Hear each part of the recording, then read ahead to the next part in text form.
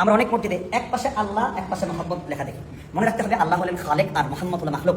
আমরা যেন কখনো খালেকের সাথে মাখলুককে একত্রিত না করে ফেলি। যেমন আল্লাহ বলছেন আল্লাহ সমকক্ষ কোনো কিছুই না। এই জন্য তৌহিদকে সমুন্নত করতে গেলে এই ধরনের মডেল ফলো করবেন। আপনারা শিরক বিদআত থেকে দূরে থাকবেন। ইদা যুকিরতু যুকিরতা মাই, হাবিব মুহাম্মদ সাল্লাল্লাহু আলাইহি ওয়াসাল্লাম কি আকাশে কি বাতাসে কি ধুলোকে কি বুলোকে কি জান্নাতে কি লৌহ কলমে কি জান্নাতের প্রতিটি বৃক্ষের পাতায় পাতায় প্রতিটি বৃক্ষের লতায় লতায় যেখানে আমি আল্লাহর নাম সেখানে আপনি মুহাম্মদ সাল্লাল্লাহু আলাইহি সাল্লামের নাম, যেখানে আমি আল্লাহর জিকির হয় সেখানে আপনি মুহাম্মদ সাল্লাল্লাহু আলাইহি ওয়াসাল্লামের জিকির হয়। বলেন সুবহানাল্লাহ।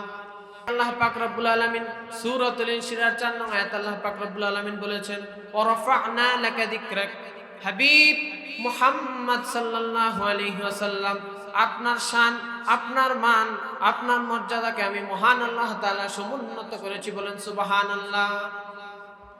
এই আয়াত যখন নাজিল হলো, হযরত ইমাম ইবনে কাসির রাহমাতুল্লাহ বর্ণনা করেন তাফসীরে কুরআনিল আযীমে কিতাবে, হযরত আবু সাঈদ রাদিয়াল্লাহু তাআলা আনহু riwayat করেন রাসূলুল্লাহ সাল্লাল্লাহু আলাইহি ওয়াসাল্লাম ইরশাদ করেছেন আতানি জিবরিল ফাকালা ইন্না রাব্বি ওয়া রাব্বাকা ইয়াকুল কাইফা রাফা'তু যিকরাক। এই আয়াত যখন নাজিল হলো, হযরত জিবরিল রাসূলুল্লাহর কাছে আসলেন, ইয়া রাসূলুল্লাহ ইয়া হাবিবাল্লাহ, আপনার রব মহান আল্লাহ তাআলা আপনার সম্মান মর্যাদাকে কিভাবে সমুন্নত করেছেন আপনি কি জানেন? রাসূলুল্লাহ সাল্লাল্লাহু আলাইহি ওয়াসাল্লাম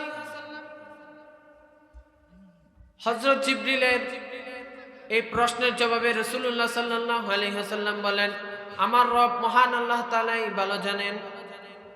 রাসূলুল্লাহর এই জবাব শুনে আল্লাহ পাক রব্বুল আলামিন খুশি হয়ে গেলেন। আল্লাহ পাক রব্বুল আলামিন আসমান থেকে জবাব পাঠিয়ে দিলেন। হাদিসে কুদসি নাজিল হয়ে গেল। আল্লাহ পাক রব্বুল আলামিন বলেন ইদা যুকিরতু যুকিরতা মাই, হাবিব মুহাম্মদ সাল্লাল্লাহু আলাইহি ওয়াসাল্লাম কি আকাশে কি বাতাসে কি ধুলোকে কি বুলোকে কি জান্নাতে কি লৌহ কলমে কি জান্নাতের প্রতিটি বৃক্ষের পাতায় পাতায় প্রতিটি বৃক্ষের লতায় লতায় যেখানে আমি আল্লাহর নাম সেখানে আপনি মুহাম্মদ সাল্লাল্লাহু আলাইহি সাল্লামের নাম, যেখানে আমি আল্লাহর জিকির হয় সেখানে আপনি মুহাম্মদ সাল্লাল্লাহু আলাইহি ওয়াসাল্লামের জিকির হয়। বলেন সুবহানাল্লাহ।